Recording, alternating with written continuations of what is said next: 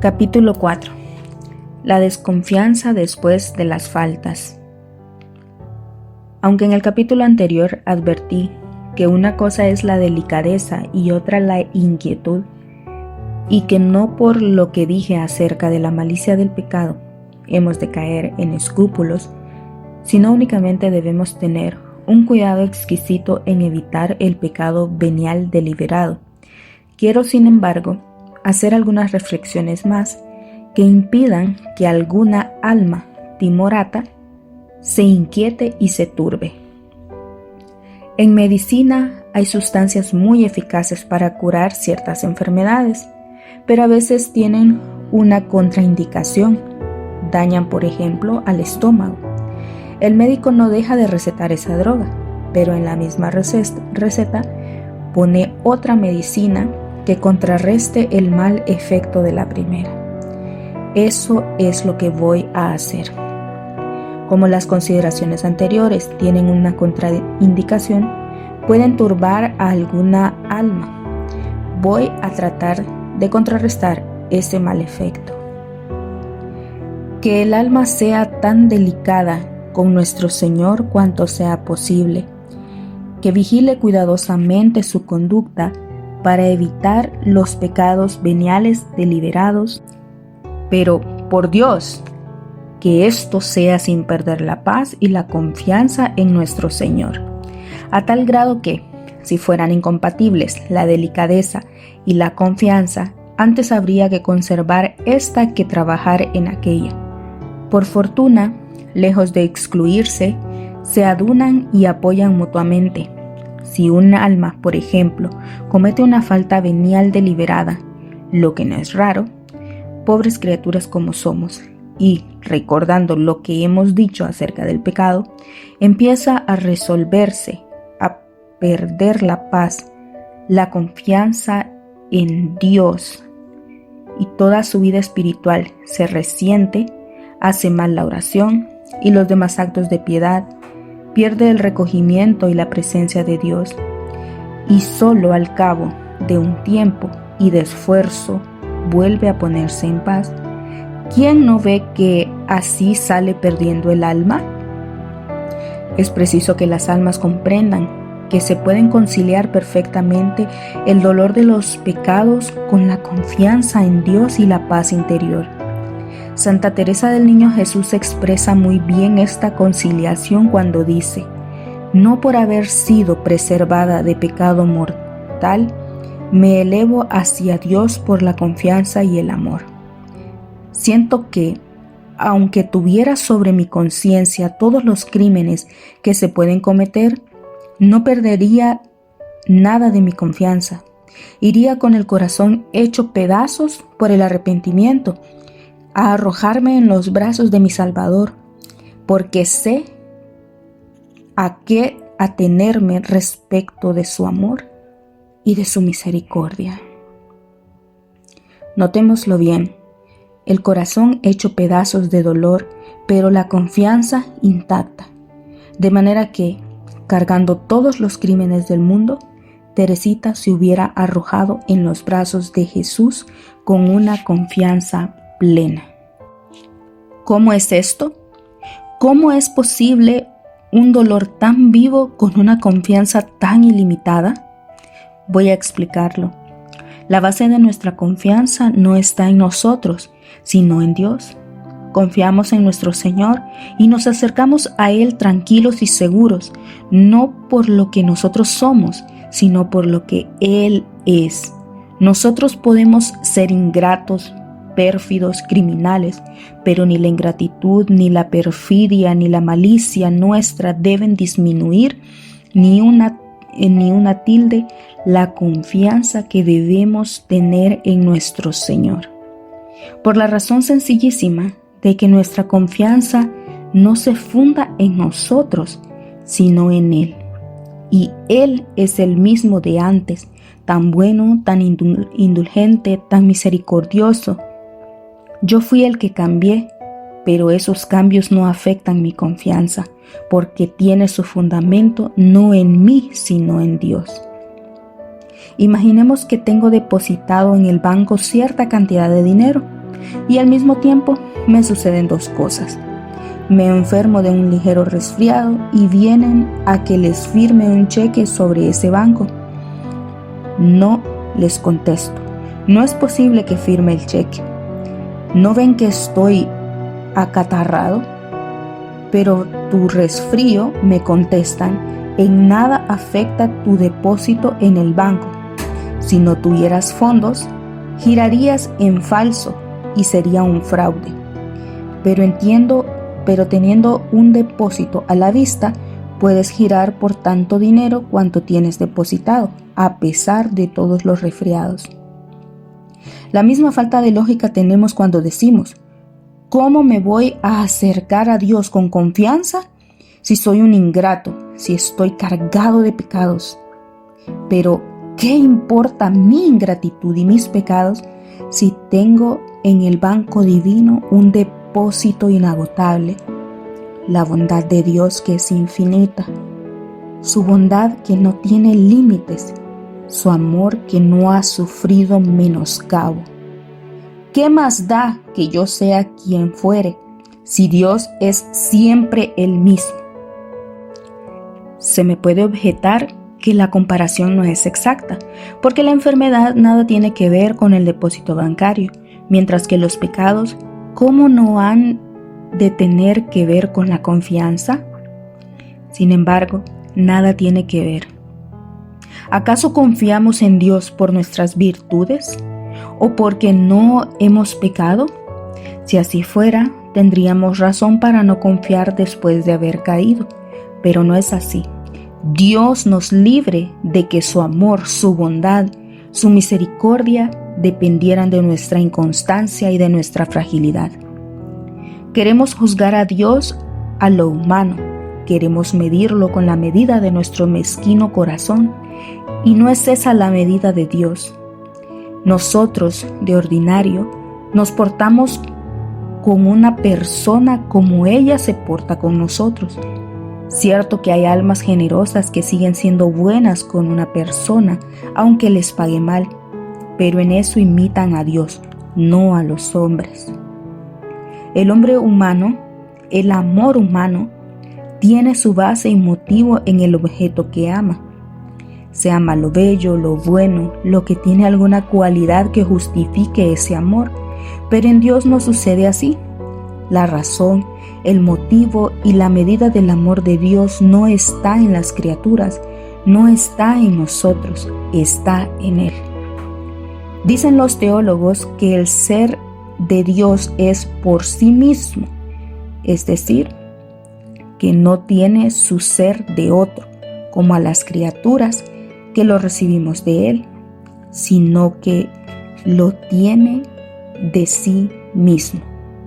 La razón de su ser no está fuera de Él, sino en Él y solo en Él. Ahora bien, como su ser, así es su amor. La razón del amor de Dios no está fuera, sino en Dios mismo. Dios ama porque es el amor, porque es el amor que tiene en sí mismo la razón de su existencia. Su amor no depende de nadie. Por consiguiente, que yo sea más bueno o más malo, agradecido o ingrato, fiel o traidor, pecador o santo, nada, absolutamente nada tiene que ver con la base de mi confianza. Líbreme Dios de confiar en mí mismo. Líbreme Dios de confiar de Él por las deficiencias mías. Si soy inconstante, ingrato y pecador, desconfiaré de mí y haré muy bien. Pero, ¿por qué voy a desconfiar de Dios? ¿Qué tienen que ver mis pecados y mis ingratitudes con la bondad, la misericordia y el amor de Dios? ¿El que yo sea peor, acaso lo hace a Él menos bueno? Todos estos atributos son infinitos y absolutamente independientes de la criatura. Lo único que podía conmover nuestra confianza sería que llegáramos a saber que Dios ya no era tan bueno como antes, pero mientras esto no suceda, y no sucederá jamás, debemos confiar plenamente en Dios. Me atrevo a decir más. Si tenemos esa noticia por una revelación privada, no la creamos. Si un ángel viene y te dice, ya Dios no te ama, no confíes en Él, no le creas. Dile, tú no eres un mensajero de Dios, sino un enviado del demonio, porque un mensajero de Dios no puede decir eso. Tratándose de la confianza, Santo Tomás dice algo semejante. Si alguno tuviese la revelación de que se va a condenar, ¿qué debería hacer? Y contesta, sencillamente no creer en ella.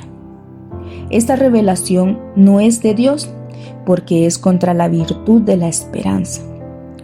De una manera semejante, si un ángel viene a decirte, ya Dios no te ama, no le creas, porque contra esa palabra está la palabra de Jesús, y los cielos y la tierra pasarán, pero sus palabras no pasarán.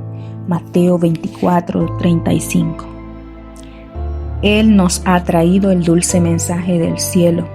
Él ha venido a decirnos que Dios nos ama con un amor eterno, que nos ama hasta haber sacrificado a su propio Hijo por nuestro amor.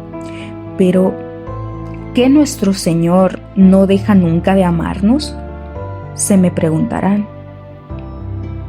A los que mueren impenitentes, a los que rechazan su gracia y su perdón hasta el último suspiro, Dios en ese último momento dejará de amarlos.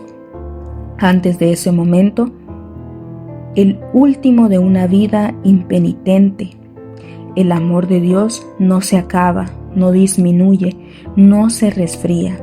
Dios nos ama siempre. Solo la impenitencia final, consumando la desgracia del pecador, puede hacer que Dios retire su amor. En eso está la sustancia del infierno. Mientras no llegue ese momento, y no llegará para nosotros por la misericordia de Dios, debemos creer en su amor. En ese amor, en su bondad y en su misericordia debemos apoyar nuestra confianza. Ahora bien, si los fundamentos de nuestra confianza no se conmueven porque hayamos cometido todos los crímenes del mundo, ¿cómo se van a conmover porque cometimos un pecado venial? Si por cada pecado venial que cometemos se acabara nuestra confianza, ¿cuándo lograríamos retenerla? Esta confianza en Dios no quita que nos duela el pecado, porque el pecado, grande o pequeño, lastima al corazón de Jesús, y como lo amamos, es natural que nos duela haberlo lastimado. De manera que, por una parte, tenemos dolor, y por otra nos queda la confianza. Con el corazón hecho pedazos, nos arrojamos en los brazos de nuestro Salvador, como escribió Santa Teresita. No es, pues, incompatible la confianza con la contrición. Antes, al contrario, brotan de la misma fuente. Siento dolor porque amo. Tengo confianza porque amo. También porque sé a qué atenerme respecto del amor y la misericordia infinita de Jesús, como dijo la Virgen de Lisieux. Todavía se me podía objetar, pero ¿qué? ¿Cuándo acabo de contristar a nuestro Señor? ¿Cuándo acabo de lastimar su corazón? ¿Me ama lo mismo que antes? Indudablemente. Y aún me atrevo a decir, hablando en nuestro lenguaje, que quizá nos ame más. ¿Por qué? Porque nuestro Señor es generosísimo. Una madre, cuando su hijo le comete una inconveniencia, lo siente. ¿Cómo no ha de sentirlo? Y tanto más, cuanto más lo ama. ¿Deja por eso de amar a su hijo? De ningún modo. No se necesita ser una madre heroica y excepcional para seguir amando al hijo que la hizo sufrir. Cualquier madre lo hace. Y no solo, sino que en la ternura maternal cabe perfectamente que la pena causada por su hijo ingrato excita en cierta manera su amor y su compasión. Y si no puede decirse que lo ama por más, por lo menos se esfuerza en manifestarle mayor ternura para traerlo a la reparación y a la enmienda de su falta. ¿Podrá nuestro Señor dejarse ganar por la generosidad de una madre? Toda confianza nuestra respecto de Dios será hondamente. Sería para Él una verdadera injuria, algo que lo lastimaría profundamente, si no fuera fruto más de ignorancia que de malicia. Nuestro Señor nos perdona la ofensa que le hacemos al desconfiar de Él y la disculpa. Por el mismo motivo, porque pedía perdón para sus verdugos. No saben lo que hacen. Lucas 23:34. También nosotros ignoramos lo que hacemos al desconfiar de Dios.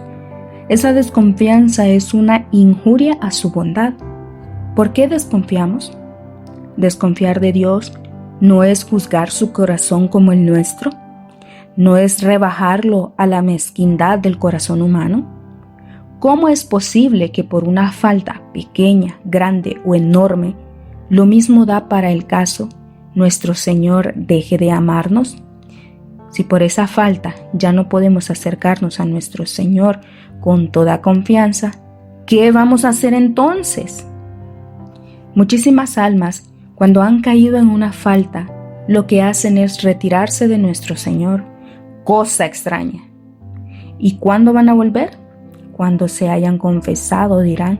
Pero ¿cómo se confiesan sin acercarse a Él? ¿Quién las lava? ¿Quién las purifica? ¿Quién las perdona? Nuestro Señor, sin duda. Pero dirán que no se acercan directamente a Él, sino a su ministro. Como cuando estamos disgustados o sentidos con una persona y tenemos necesidad de decirle algo. Nos valemos de un tercero. Dígale esto a fulano, porque yo estoy sentido con él. Si el único que nos puede perdonar es Jesús, ¿a quién hemos de recurrir sino a Él? Por eso, cuando tengamos la desgracia de cometer una falta, cualquiera que sea, pecado venial, pecado mortal, crimen digno de excomunión, lo primero que debemos hacer es arrojarnos en los brazos de nuestro Señor, llenos de dolor, pero también llenos de confianza. Cuanto antes y sin perder la paz. ¿Cuánto tiempo perdemos en esa actitud de alejamiento después de una falta? ¿Qué esperamos si el único que nos puede purificar es Jesús? Desconfiar es también juzgar a nuestro Señor de una manera muy humana. Con los hombres muchas veces está perfectamente justificada esa espera, porque cuando les hemos hecho alguna inconsecuencia, se les levanta la pasión. Esperamos entonces que se calmen para poder hablarles y darles una disculpa. Pero nuestro Señor está siempre calmado. ¿Para qué nos esperamos? Al fin y al cabo, tenemos que ir a sus brazos, porque en otros no hay esperanza, ni perdón, ni paz, ni nada. Entonces, cuanto antes y más cuando los tiene siempre abiertos. Tengamos en cuenta que esta doctrina no es nueva, no la inventó Santa Teresita, no es un descubrimiento del siglo XX. Es una doctrina tan antigua como el Santo Evangelio. En él, nuestro Señor nos dio a conocer de una manera clarísima lo que estoy exponiendo. Lo que pasa es que no acertamos a entender el Evangelio o no lo tomamos en serio. Porque ¿cuántas de sus parábolas encierran esta doctrina? La del hijo pródigo, por ejemplo, en Lucas 15, 11, 32. Aquel muchacho no había cometido pecados veniales, sino graves y muy graves. Ofendió a su padre, se separó de su lado, llevó una mala vida, dilapidó su herencia hasta caer en la mayor miseria. Y si volvió a su padre, no fue tanto por amor, sino porque la necesidad lo obligó, hasta que se vio degradado, hambriento, cubierto de harapos, sin esperanza humana. Hasta entonces se decidió a volver. Todo el tiempo que el hijo pródigo estuvo fuera de su casa, su padre salía al camino por si acaso lo veía regresar. Cuando al fin se realizaron sus deseos y su corazón adivinó a su hijo en aquel guiñapo humano, corrió hacia él, lo abrazó, lo cubrió con su manto y ni siquiera le dejó terminar la fórmula en que pensaba pedirle perdón. ¿Quién es el padre del hijo pródigo? ¿Acaso no es Jesús? ¿No nos pinta en el corazón de ese padre su propio corazón? ¿No nos enseña que cuando nos alejamos de Él, sale a buscarnos y nos está esperando? Y cuando nos ve de lejos, corre a encontrarnos y nos abre los brazos y nos abre el corazón y nos prepara una fiesta. En esa parábola está lo que me atreví a decir, que así como una madre, después de que su hijo la ha ofendido, parece como que se exalta su ternura. Así nuestro Señor, cuando caemos, como que más nos ama. Recordemos cómo el hermano del hijo pródigo se sintió, y con aparente razón. ¿Cuántos años hace que te sirvo?, le dice a su padre, y jamás he desobedecido tus órdenes. Sin embargo, nunca me has dado un cabrito para hacer fiesta con mis amigos. En cambio, este mal hijo que perdió su herencia en francachelas, ahora que volvió, le has mandado matar una ternera cebada. Y nuestro Señor, para que no fuésemos a pensar que esta dificultad tenía alguna explicación misteriosa, con toda claridad nos dice: habrá más regocijo en el cielo por un pecador que se convierta que por 99 justos que no necesitan conversión. Lucas 15, 7. No es esto decirnos que en alguna forma le manifiesta más amor a un alma cuando después de haber caído viene arrepentida y confiada a sus brazos. No es esta la única parábola. Ahí está la del buen pastor, que deja las 99 ovejas y por senderos abruptos y por breñales va a buscar a la oveja perdida. Y cuando la encuentra, no la azota, no la maltrata, sino que dulcemente la toma en sus brazos y la coloca en sus hombros y la vuelve al aprisco. Lucas 15, 4, 6. Y no solo en sus parábolas, sino en sus predicaciones expresas y claras, enseña esta misma doctrina, porque podía objetarse que no interpretamos bien las parábolas, pero él dijo expresamente: no vine a buscar a los justos, sino a los pecadores. No son los sanos los que tienen necesidad del médico, sino los enfermos. Mateo 9, 12, 13. Más aún, su conducta con los pecadores, la Magdalena, los publicanos, la mujer adúltera, el buen ladrón, nos dan a entender que su amor no cambia con nuestras faltas, sino como para amarnos más, para buscarnos con más ahínco, para demostrarnos mayores delicadezas, hasta triunfar de nuestra rebeldía. Cuando caemos, cometemos una ingratitud para con Él, pero al mismo tiempo descubrimos nuestra miseria. Nosotros mismos nos damos cuenta de que juntamente con el dolor de haber ofendido a Dios, palpamos nuestra miseria. Ahora bien, esta miseria tiene el privilegio misterioso de atraer a nuestro Señor. Es difícil comprender esto, pero es una verdad incontestable. Lo que atrae a nuestro Señor es nuestra nada, nuestra miseria. Neciamente creemos que a nuestro Señor lo atraen nuestras virtudes, nuestras buenas obras, nuestras prendas naturales. Por eso muchas veces queremos como lucir todas esas cosas cuando nos presentamos delante de Dios. Si se me perdona la expresión, diría que esto es una especie de cursilería espiritual. Así como las pueblerinas piensan que la elegancia y la manera de atraer en sociedad es ponerse muchos perifollos y recargarse de adornos, así las almas que padecen esta cursilería espiritual, que son legión, quieren también llenarse el alma de perifollos y aparecer delante de nuestro Señor con todas sus buenas prendas y virtudes. ¿Sabemos quién es el inventor y el patrono de la cursilería espiritual? El fariseo del Evangelio, cuando se presentó en el templo y puesto de pie, se puso a decir: yo ayuno 2 veces por semana, yo pago los diezmos, yo no soy como los demás hombres. Lucas 18, 11, 12. Cursilería espiritual. Y ya sabemos cómo su proceder indignó a nuestro Señor. En cambio, lo que lo atrajo fue la miseria reconocida del publicano, que postrado en tierra repetía: Señor, muéstrate propicio con este pecador. Lucas 18, 13. No son los perifollos lo que atrae a nuestro Señor, y 1000 veces no. Es nuestra nada, nuestra bajeza, nuestra pequeñez.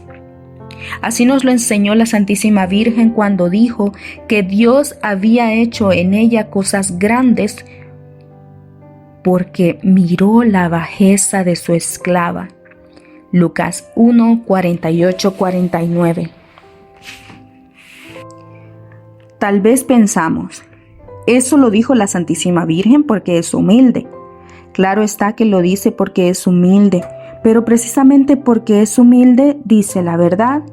En ella misma nuestro Señor no pudo encontrar otra cosa que lo encuentra en cualquiera de nosotros, bajeza y nada. Se me objetará que no, que en María lo que atrajo a nuestro Señor fue su pureza, fue su humildad. No, la pureza, la humildad y todas las gracias de la Santísima Virgen fueron posteriores al amor de Dios. Primero Dios se enamoró de María y porque se enamoró de ella, la enriqueció con todas esas gracias. Lo que quiere decir que antes que todas esas joyas, había mirado otra cosa. Lo que miró fue lo que puede mirar en toda criatura, su bajeza, su nada. Una comparación nos hará comprender esta doctrina. Un rey se enamora de una campesina y porque se enamora de ella, la manda cubrir de vestiduras preciosas y adornar con joyas riquísimas. ¿Quién va a decir que lo que le cautivó al rey fueron los vestidos y las joyas? De ninguna manera, porque esos atavíos fueron donaciones posteriores del rey. Antes de los vestidos y de las joyas, hubo algo en la campesina que atrajo al rey. ¿Cómo han de atraernos a nuestro Señor las joyas celestiales de nuestra alma si Él mismo nos ha ataviado con ellas? No, esos son dones de su amor. Antes de ellos, algo en nosotros le atrajo y no pudo ser sino lo único que teníamos antes, nuestra miseria, nuestra nada.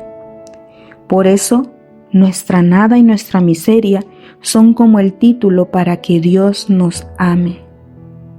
Cuando nos presentamos delante de nuestro Señor, en lugar de hacer ostentaciones de virtudes, tenemos que hacer ostentación de miserias, porque eso es lo que lo atrae y lo que lo sigue atrayendo.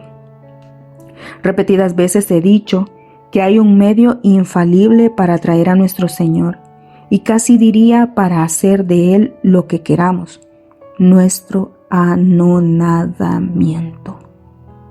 Un alma que se anonada es poderosísima delante de Dios, porque ese es el gran atractivo que Dios encuentra en nosotros. Si lo comprendiéramos, ¿cómo se transformaría nuestra vida? Se acabaría por completo esa cursilería espiritual que es tan común en las almas. Por eso, cuando hemos caído, cuando sentimos más vivamente nuestra miseria y nuestra nada, en cierto sentido nos ama más nuestro Señor, porque la caída hizo que sacáramos nuestra miseria a relucir. En realidad, Dios siempre nos ama lo mismo, porque nos ama infinitamente. Pero decimos que nos ama más o menos en cuanto que nos manifiesta más o menos amor. Y lo manifiesta más, especialmente cuando nos humillamos después de una caída, porque entonces nos quitamos nuestros falsos oropeles y le presentamos a nuestro Señor lo único que le atrae, nuestra miseria y nuestra nada. Si nuestro Señor nos ama a pesar de nuestras miserias y aún de nuestros pecados, quiere decir que, aun cuando tengamos la desgracia de caer, por grande que sea ese pecado, no debemos perder ni la confianza ni la paz. La seguridad de que Dios me ama de todas maneras, ¿acaso no es suficiente para establecerme en la paz? Si tuve la desgracia de pecar, me arrepiento, haré pedazos mi corazón de dolor, pero no debo perder la paz. Quitaré el pecado por el arrepentimiento y la confesión. Me arrojaré en los brazos de nuestro Señor por la confianza y en paz. Tengo motivos para dolerme, pero no tengo ninguno para inquietarme. En resumen, seamos delicadísimos con nuestro Señor. Evitemos cuidadosamente cualquier falta, por pequeña que parezca, pero si por desgracia caemos, no perdamos ni la confianza ni la paz, sino que con el corazón lleno de dolor, arrojémonos en sus brazos y estrechémonos contra su corazón divino.